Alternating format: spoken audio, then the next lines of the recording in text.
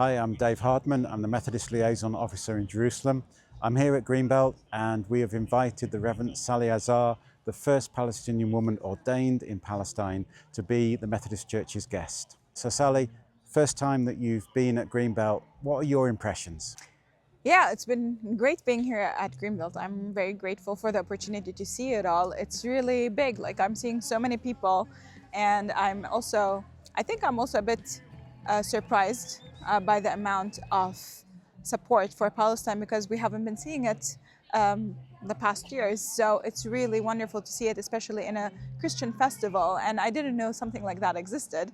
So it's really beautiful to see it all come together. When people come and visit, especially from the UK, when they talk about like churches coming from the UK, they talk about that. They talk about them supporting Palestine, but it's something else, I would say, to come and see it.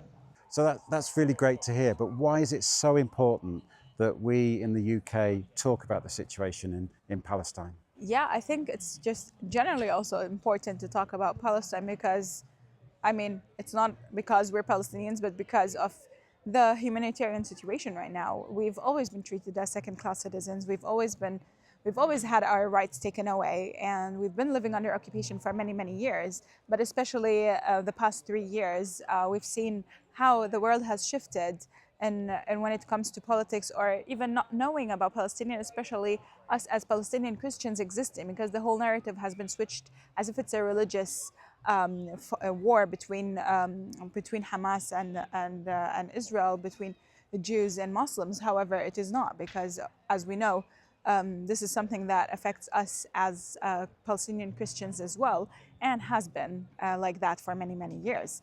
And of course, we do not support any kind of violence. It's a bit ironic to say it, but it's just like for people to see that we are humans as well, and what's been going on there is unjust, and what is being done to children, women, and men in Gaza is inhumane. But of course, it's not only in Gaza, but it's also in the West Bank, with all the attacks that are happening every night, also on Christian villages, and generally on churches. And what's been even imposed now, even on churches in East Jerusalem or in the Old City, taxing the churches, which is also a status quo in between Israel and Palestine, a status quo from the Oslo agreements from that time. So all of that is being changed, and I think this is very important that we continuously speak up and show people what the situation is really about. Because it is not simply only about Palestinians, but it's about how human beings live. How human beings live there. And I think even us as churches, we need to bring more outspokenness on that situation. We need to bring more awareness on what is really going on there, because people are really blindsided by the media, by social media, and not really knowing what's really going on there, where we as Palestinians living there have been telling and constantly talking about what's going on there, and people have not been listening. It takes apparently some westernized people to talk about it in order for people to agree to it, which is the sad part of it. What stood out for you as a really good experience and what surprised you? I would say what stood out most is how big the whole event is, especially also, I mean, okay, to be honest, I don't want to make it political, but I mean, to be honest, to see our Palestine flag hung up here is something that stood out for me, because I'm not allowed to put it out in Jerusalem, so it's really nice to see it.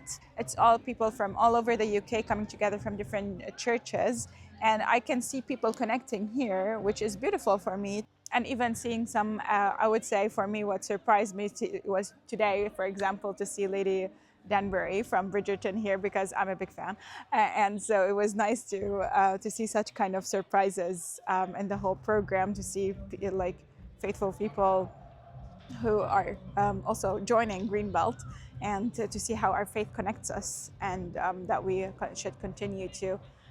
Yeah, even she talked about justice, and I mean, I'm like, how does that look today? And so it's a lot of these little things, and people that are known that are talking about justice and are coming to Greenbelt and seeing the effects of what church can do. Because I think people have been disappointed in the past years, or maybe their whole lives, I don't know, about churches and what they can do. So I think this is a great place to get to know more about the church and what it actually means. Do you have a message to the Methodist people of the UK from the Christians in Palestine? So my message to the Methodist Church is to continue to be so outspoken about Palestine, to continue to come and visit. We really appreciate all the visits that you have made to Palestine, especially during the past years. And this shows us our connection as churches, as Christians, and as believers, that we know that Christ's love is so big that it reaches all, and we are happy that we can come together, pray together, and knowing that our trust lies in our God that we believe in, and we hope that we can continue this kind of partnership that we have, especially between the Lutheran Church and the Methodist Church. And yeah, well, come visit. This is most important. Reach out to us. You know where to find us. We are happy to show you around. We're happy to do whatever you feel like to make you feel like you're at home. Because when you come visit the church, it is your second home in Palestine.